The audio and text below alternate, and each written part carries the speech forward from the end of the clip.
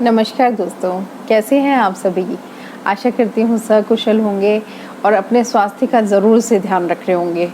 देखिए दोस्तों, आज का जो टॉपिक है वो मुझे कई लोगों ने रिकमेंड किया और मेरे कई जो आप लोगों की तरह जो व्यूअर्स हैं मेरे, जो मुझे पसंद करते हैं, मुझे पर्सनली भी अप्रोच करते हैं, उन लोगों ने मुझे सजेस्ट किया था कि आप इस टॉपिक पे ज़रूर कुछ अपनी तरफ से बोलें। तो ये ज़्यादा लंबा वीडियो नहीं होने वाला है, क्योंकि इसमें सिर्फ एक तरह का क्वेश्चन मैं रेज़ करूँगी आप लोगों के बीच में।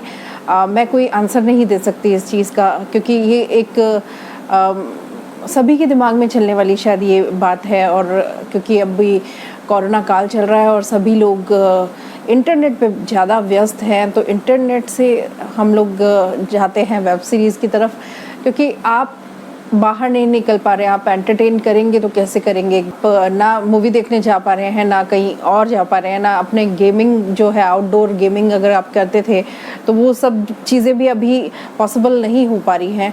तो इस कंडीशन में आप क्या करेंगे? तो अल्टीमेटली आपके पास यही ऑप्शन मिलता है कि आप नेटवर्क अच्छा अपने घर पे डलवाएं, चाहे वाईफाई लगवाएं, चाहे फिर कोई छोटा डेटा पैक ले लें, जो कि आजकल आपको पता ही है कितना फैसिलिटेट कर दिया है गवर्नमेंट ने कि आपको घर घर में आपको डेटा जो है वो काफ़ी अच्छी मात्रा में उपलब्ध हो जाता है छोटे छोटे पैक में।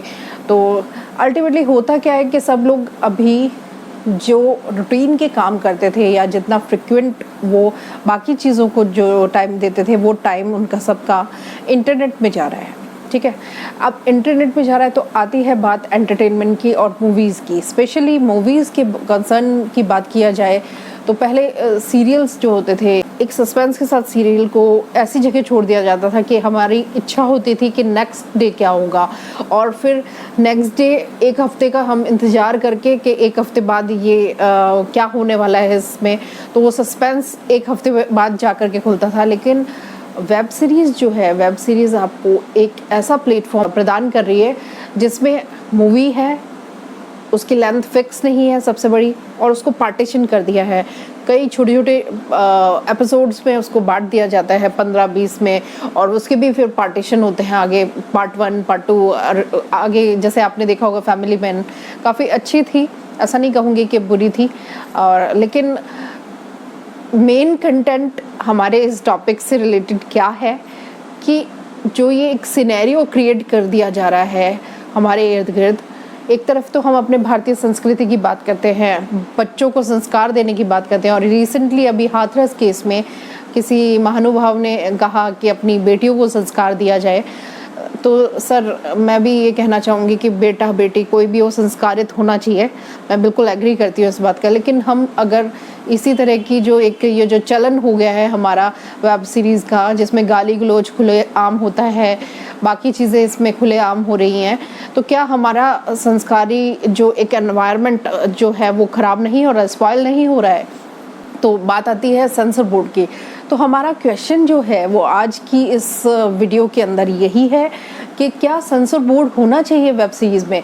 तो कुछ लोगों का कहना है, मैं जिनको जानती हूँ पर्सनली, और मैंने कुछ चीज़ें अपने आँखों से देखी है कि कई लोग इसके सपोर्ट में नहीं है कि इसमें वेब सीरीज़ में भी आप सेंसर लगा दो। थोड़ा सा आपको संक्षिप्त रूप में बता देती हूँ कि सेंसर होता क्या है।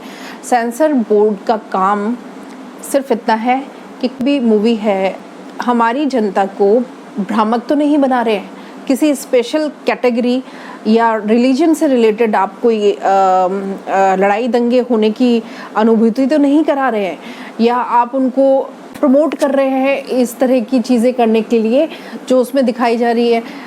दंगा दिखाया जा रहा है, गाली गलौज दिखाया जा रहा है, न्यूडिटी दिखाई जा रही है, बाकी चीज़ें दिखाई जा रही हैं जो कि बहुत ही निचले स्तर की एक तरह से कह सकते हैं, क्योंकि उसमें मेरे ख्याल से इसको एक सॉफ्ट पॉर्न बोल सकते हैं, बोला जा सकता है कि एक तरह का सॉफ्ट पॉर्न परोस करके दे रहे हैं हम लोगों को। और वो उसमें एज लिमिट नहीं है, कोई भी देख सकता है। किसी भी बच्चे को अगर वेब सीरीज़ देखनी है तो वो देखता है, क्योंकि उसमें एज रेस्ट्रिक्शंस है ही नहीं। तो जबकि होना चाहिए, ऐसे ही मैं मानती हूँ। और मैं आप लोगों से भी उम्मीद करती हूँ कि आप लोगों के जैसा जैसा आपको समझ आता है तो प्लीज़ कमेंट बॉक्स में आप मेंशन ज़रूर कीजिएगा कि क्या वेब सीरीज़ पर सेंसर होना चाहिए।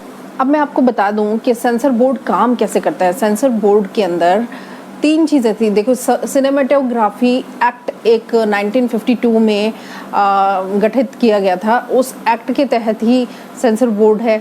सेंसर बोर्ड का मतलब यही है कि कोई भी चीज़ हमारे जो समाज में, हमारे देश में किसी भी तरह से किसी को अफेक्ट ना करे, किसी को हर्ट ना करे, किसी के साथ कुछ गलत ना हो, या हम ऐसी चीज़ों को, गलत गतिविधियों को, चाहे वो अंडरवर्ल्ड से रिलेटेड है, ड्रग्स से रिलेटेड है, मूवीज़ के पीछे बैकग्राउंड में होने वाले जो गलत चीज़ें हैं उनसे रिलेटेड है, या किसी कास्ट से रिलेटेड है, रिलीजन से रिलेटेड है, किसी और पर्टिकुलर ऐसे किसी संत के बारे में है, तो वो मतलब अगर गलत तरीके से परोसी जाएगी तो वो नहीं होनी चाहिए।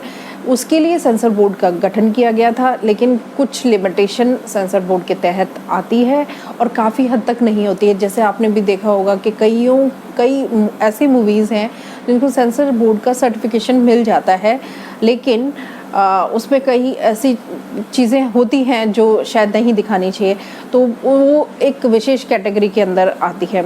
तो मैं आपको बता दूं कि सेंसर बोर्ड 3 तरह की कमेटी के साथ मिलकर के काम करता है। पहली कमेटी जो होती है वो होती है आपकी एग्ज़ामिनिंग कमेटी। एग्ज़ामिनिंग कमेटी का काम यही होता है कि अगर उसको कहीं पे भी कुछ उस मूवी में कुछ ऐसा गलत दिखता है जो हमारे देश के लिए, हमारे समाज के लिए, हमारी जो कम्युनिटीज़ हैं उनके लिए कुछ किसी भी तरह से गलत हो सकता है अगर, तो वो वहीं पे उसको सर्टिफिकेशन के लिए रोक लगा देती है। एग्ज़ामिनिंग कमेटी अगर अपने लेवल पे कोई डिसीजन ले लेती है तो फिर उसमें सेंसर की ज़रूरत नहीं पड़ती है, किसी तरह का हस्तक्षेप की ज़रूरत नहीं पड़ती है। उसके बाद आती है रिवाइजिंग कमेटी।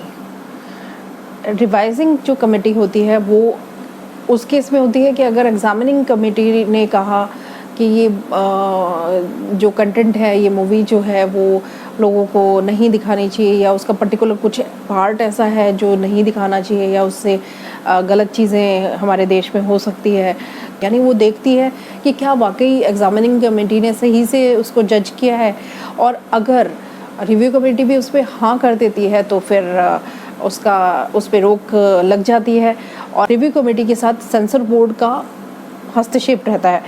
सेंसर बोर्ड और रिव्यू कमेटी दोनों मिलकर के डिसीजन लेती हैं यहाँ पर, जबकि एग्ज़ामिनिंग कमेटी जो थी वो अपने लेवल पर डिसीजन लेकर के फाइनलाइज कर सकती है। अब थर्ड पार्ट आता है FCAT। FCAT का काम क्या होता है कि ये मेन जो सर्टिफिकेट देने का काम करती है वो यही करती है, किसको कौन सा लेवल का सर्टिफिकेट देना है। मूवी को सर्टिफिकेट देने में 68 दिन तक लग सकते हैं। आपने कभी कभी सुना होगा कि फला मूवी जो है वो U सर्टिफिकेट है, या S सर्टिफिकेट है, या A सर्टिफिकेट है उसको, तो उसके पीछे क्या रीज़न होता है तो मैं आपको थोड़ी सी और संक्षिप्त रूप में बता देती हूँ कि A सर्टिफिकेट मीन्स होता है अडल्ट, यानी जो 18 साल से ऊपर हैं वही देख सकते हैं। UA का मतलब होता है कि यूनिवर्सल है, सभी के लिए है मतलब, और अडल्ट भी है, तो यानी UA का मतलब है पेरेंट्स के साथ बच्चे देख सकते हैं। लेकिन जो U है कैटेगरी, U कैटेगरी यूनिवर्सल है। यूनिवर्सल मतलब सभी पे लागू होती है, हर तरह की एज ग्रुप के लोग उसे देख सकते हैं। एक इसके अलावा एक S सर्टिफिकेट होता है। S सर्टिफिकेट दोस्तों, S सर्टिफिकेट जो होता है स्पेशल कह सकते हैं इसे, और ये होता है जैसे किसी फार्मर से रिलेटेड, कोई टेक्नोलॉजी से रिलेटेड कोई काम हो रहा है, या डॉक्टर्स जो हैं उनसे रिलेटेड कोई मूवी बनी है जो सिर्फ डॉक्टर्स के लिए होती है, और उसको S सर्टिफिकेट दिया जाता है। आप डिसाइड करें अपने लेवल पे कि वेब सीरीज़ में आप लोगों को क्या देखना है, ठीक है। वेब सीरीज़ में मेरे ख्याल से तो मैं तो यही कहूँगी कि एक सेंसर बोर्ड होना चाहिए, चाहे वो 2 कैटेगरी के लिए हो, अडल्ट्स के लिए और एक आपके टीनेज के लिए, तो थोड़ा सा गैप होना चाहिए। हर तरह की चीज़ें नहीं दिखानी चाहिए उसमें, क्योंकि हमारे यूथ को, हमारी जनरेशन को हमें पॉजिटिव चीज़ में, एक तरफ हम संस्कार की जब बात करते हैं तो हम कहते हैं कि अच्छा हुआ आपने रामायण चलाई, क्योंकि लॉकडाउन में बच्चे हमारे क्या सीखेंगे कि रामायण हम देख पा रहे हैं। हमारे टाइम में होती थी बच्चे नहीं देख पा रहे थे, लेकिन रामायण लगा दी। दूसरी तरफ हम वेब सीरीज़ को खुला छोड़ रहे हैं और हम अपने बच्चों को क्या संस्कार दे रहे हैं या क्या क्या जो देखेंगे वो सीखेंगे, मैं ये मानती हूँ। तो आप सभी को ये निर्णय लेना है कि वेब सीरीज़ में सेंसर होना चाहिए, नहीं होना चाहिए। आप प्लीज़ कमेंट बॉक्स में ज़रूर बताएं मुझे, और मैं आपकी जितनी भी जो क्वेरीज़ हैं उनको जैसा जैसा आप कहेंगे मैं कोशिश करूँगी उसको सॉल्व करने की, और मिल कर के हमें अपने भविष्य को, अपने बच्चों के भविष्य को, अपने देश के भविष्य को बचाना है। तो चलिए, आज के लिए इतना काफ़ी है। आओ सब मिल कर के जीते हैं ज़िंदगी लाइफ, क्योंकि जीवन बड़ा अनमोल है यारो। Thank you so much.